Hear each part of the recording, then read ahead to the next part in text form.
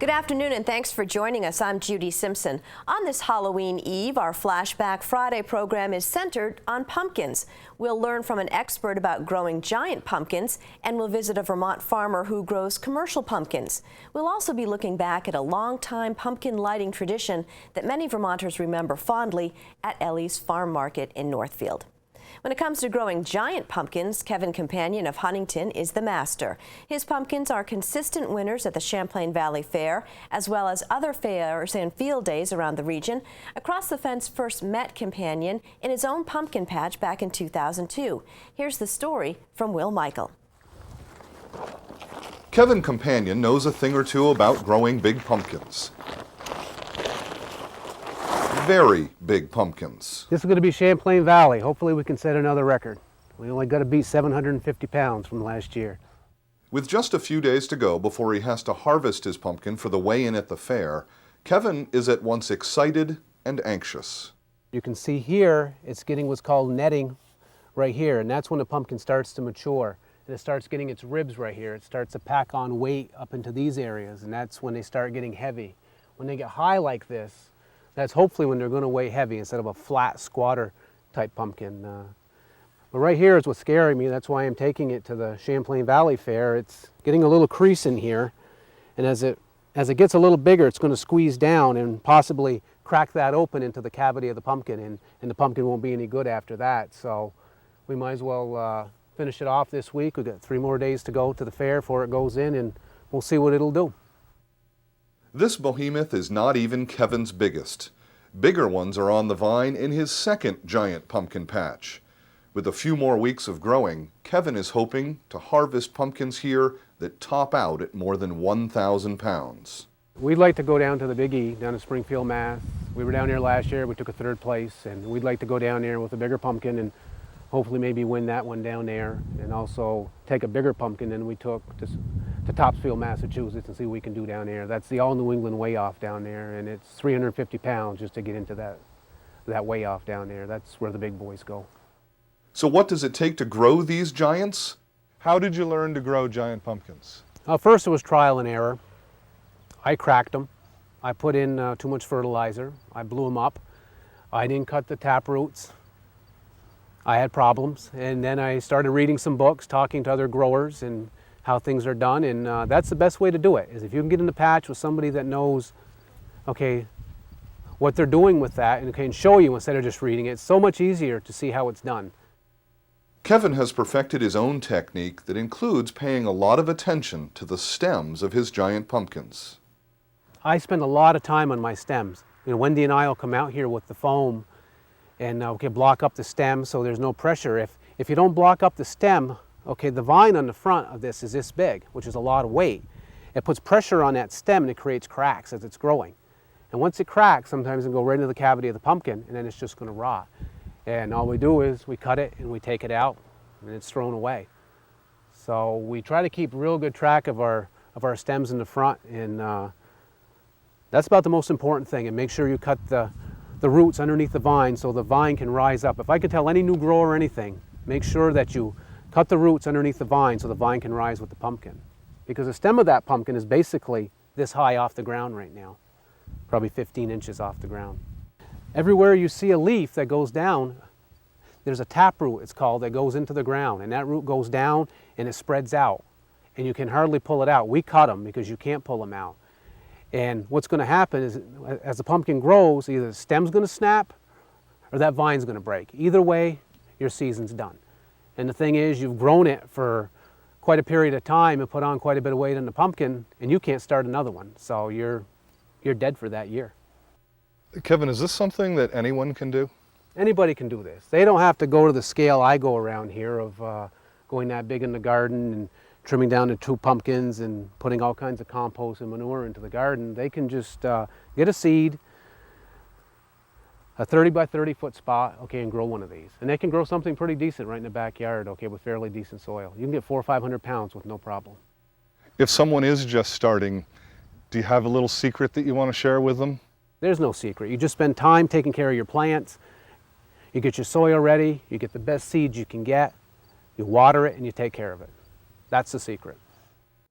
In the 13 years since we first met Kevin, he continues to grow record-breaking pumpkins. At last month's Champlain Valley Fair, he once again took home the blue ribbon with a pumpkin that weighed in at 1,127 pounds. Our next Vermont pumpkin story comes from the farmland along the Connecticut River in Bradford. In 2004, the Gladstone family was honored with the Vermont Dairy Farm of the Year award. But dairying was only part of the family story. The rest of the story involves the thousands and thousands of pumpkins that the Gladstones grow commercially. Here's Keith Silva with that story.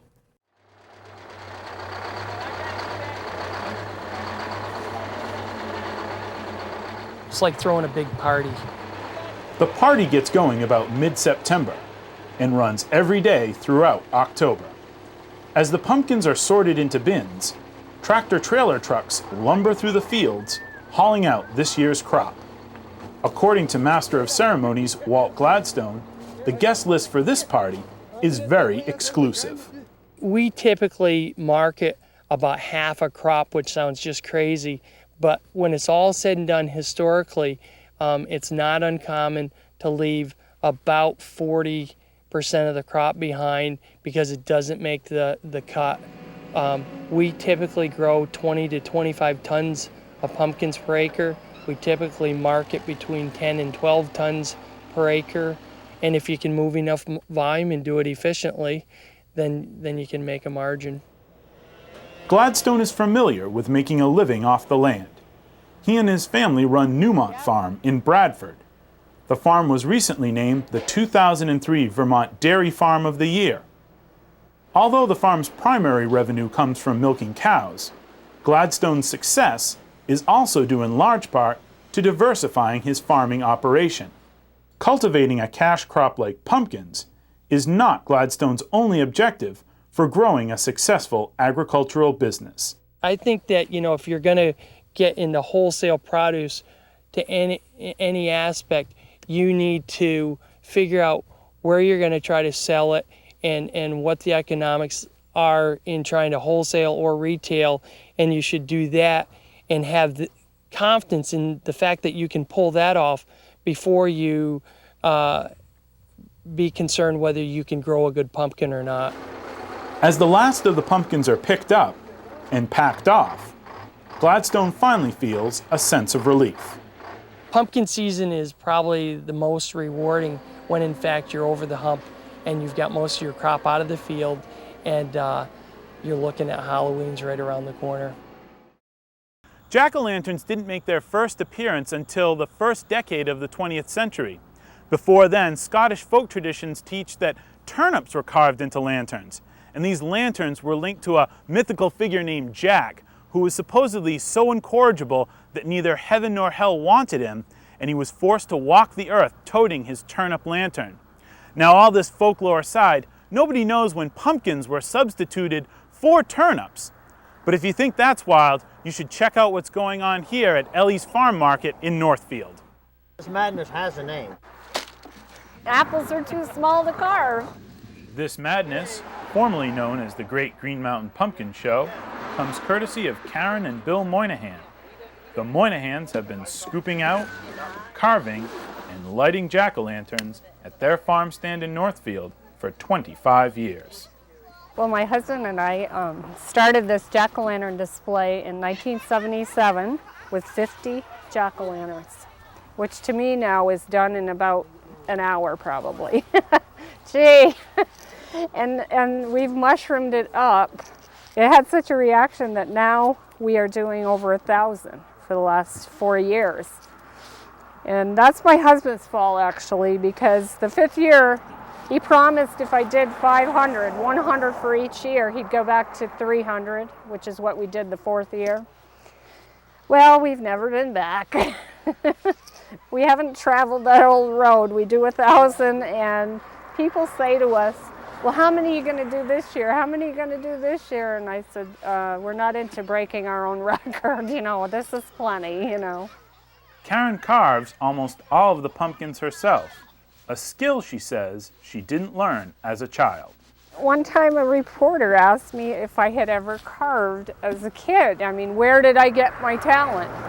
And I said, I don't know. I don't know if I can't remember carving one as a kid. And so I actually called my mother in Florida and I said, Ma, did we have jack-o'-lanterns as a kid? I don't remember jack-o'-lanterns. All I remember is going into my aunt's big trunk of old clothes and picking out costumes with my cousins, and I can't remember a jack-o'-lantern. And she goes, well, no, your grandfather used to grow pumpkins, and if he had a couple extras, he'd carve them and bring them down and put them on our porch. And I can't even remember them being there and lit up. I mean, the costume thing was what I liked. And even today, the 2 nights of the show, occasionally you will find me lurking around in a costume. And in a costume, I am crazy. Well, maybe I am anyways, but in a costume, I'm worse. I am like totally into it. You know, I changed my voice, nobody knows. I had my mother-in-law not knowing who I was a couple of years ago. I was talking to her, I had a costume on, and finally she says, who are you? You know, so I just get really into it, you know. It's just fun. For 2 nights in October, the 30th and 31st, Route 12 is awash in headlights, flanked by a sea of flickering flame. Don't use the excuse you don't want to get caught in traffic. If you don't have kids and you can come a little bit later, the candles burn all night the 30th. You can come at 1 or 2 in the morning and see the entire show, park right up front. And I'll tell you right now, if you don't park and get out and walk up along the fence, you're going to miss the best part of the show. You cannot drive by it and say you saw it.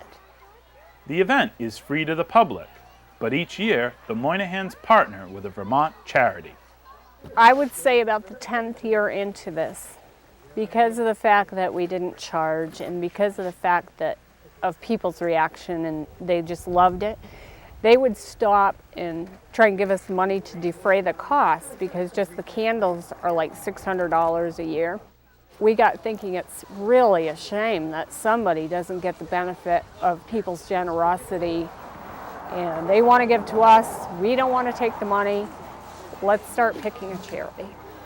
I carved the name of the charity in pumpkins with an arrow, and the donations are totally unsolicited, and we wouldn't have it any other way because it still remains free fund, and I don't want somebody to feel that they can't come because they're going to be forced to donate or they have to donate. They do not have to donate. If they can, if they want to, the table is there. Volunteers are there, but it's totally unsolicited.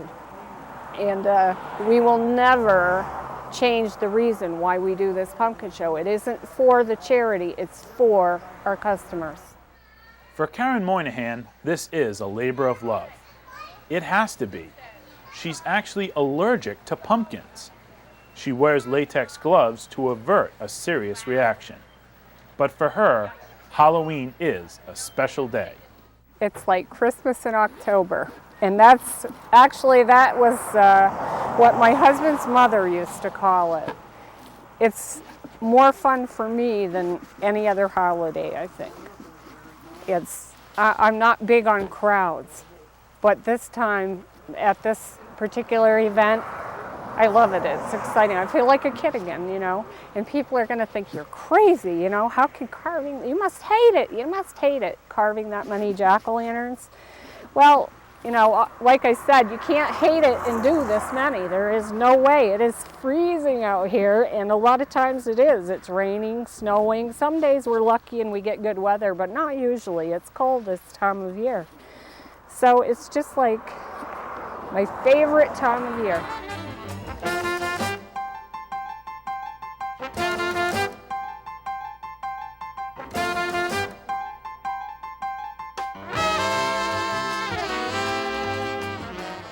A lot of great memories. After nearly 40 years, Ellie's Farm Market has ended its Great Green Mountain Pumpkin Show.